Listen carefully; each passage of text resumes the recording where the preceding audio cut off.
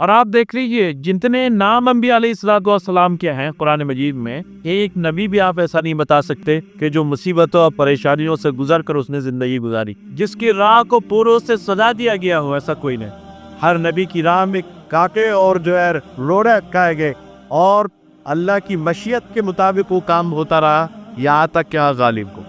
اس لیے میں کہہ رہا ہوں کہ یہ امت باوجود اپنے مصائب پریشانیوں کے کبھی ختم ہونے والی نہیں، اس لیے کہ اس کی بنیادیں، جس طرح ایمان کی بنیادیں توحید، آخرت، رسالت ہے، جس طرح اسلام کے ستون میں کہ اسلام کی بنیادوں میں کلمہ طیبہ کی شہادت ہے، نماز ہے، روزہ ہے اور جو زکوٰۃ ہے، اسی طرح یہ امت کی بقا میں تین چیزیں بہت اہم ہیں، اور جب تک یہ تین چیزیں باقی رہے گی یہ امت بھی باقی رہے گی، اس کو کوئی غرض اور کوئی نقصان نہیں پہنچ۔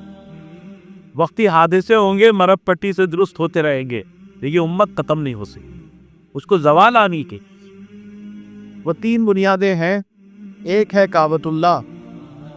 دوسرے ہے کتاب اللہ، اور تیسرے ہے محمد رسول اللہ۔